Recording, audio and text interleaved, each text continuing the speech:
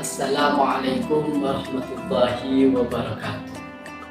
Para pemirsa yang dirahmati Allah Subhanahu wa Ta'ala, banyak orang beranggapan bahwasannya ketika mereka dalam kebingungan atau memiliki masalah besar, mereka larinya ke tempat hiburan atau tempat rekreasi pada umumnya. Alasannya sangatlah sederhana, hanya untuk sekedar refreshing atau untuk menenangkan hati yang lagi galau.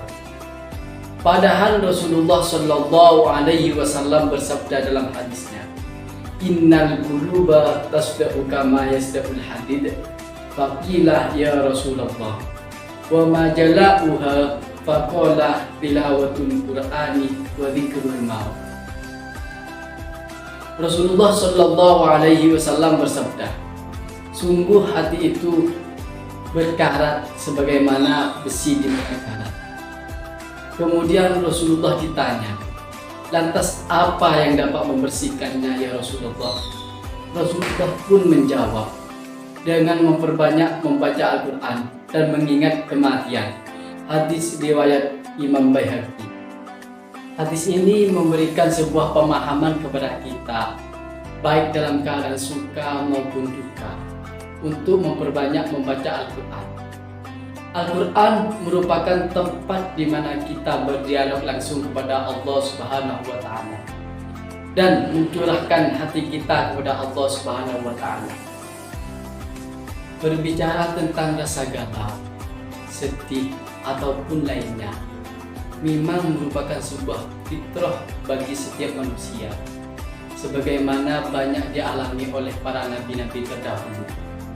Akan tetapi sangatlah tidak wajar jika rasa sedih itu terus berlarut-larut dalam diri kita, sehingga hal itu menyebabkan hilangnya ketakwaan kita kepada Allah Subhanahu wa Ta'ala atau timbulnya rasa kecewa kepada Allah Subhanahu wa Ta'ala.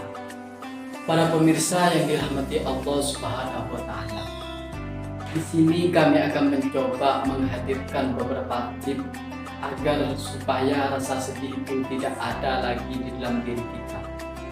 Ada banyak amalan yang memang dianjurkan oleh para ulama untuk kita baca.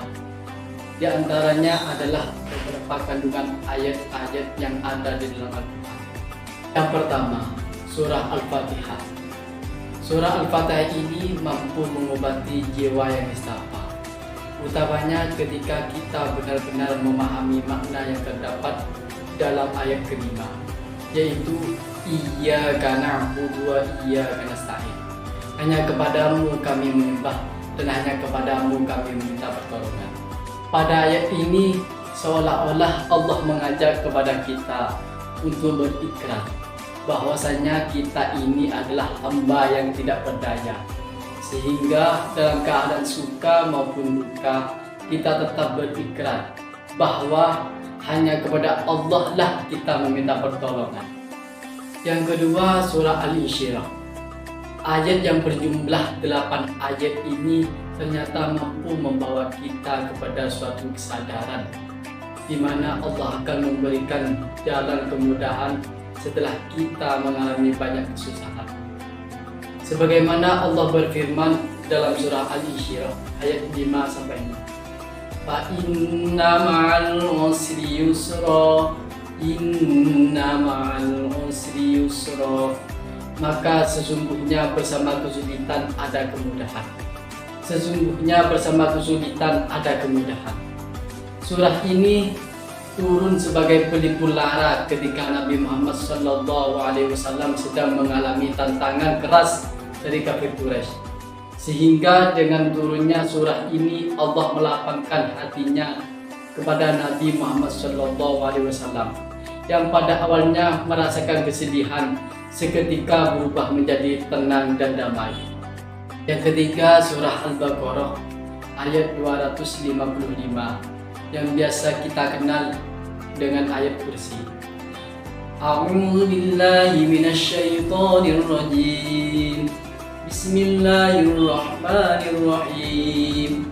Allahu la ilaha illa huwal hayyul qayyum. La ta'khudhuhu sinatun wa la nawm. Lahu ma fis samawati wa ma fil ardh. من ذا الذي يشفع عنده إلا بإذنه يعلم ما بين أيديهم وما خلفهم ولا يحيطون بشيء من علمه إلا بما شاء وسع كرسيه السماوات والأرض ولا يؤوده حفظهما وهو العلي العظيم. Shadaqallahu maulana al-azim. Para pemirsa yang dirahmati Allah Subhanahu wa taala.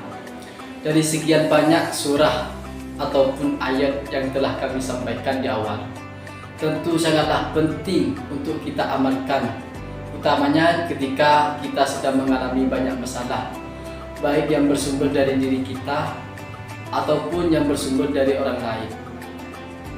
Sebelum perjumpaan ini kami akhiri, jangan lupa juga untuk memperbanyak membaca istighfar dan memperbanyak membaca salawat kepada Nabi Muhammad SAW. Akhirnya ini, assalamualaikum warahmatullahi wabarakatuh.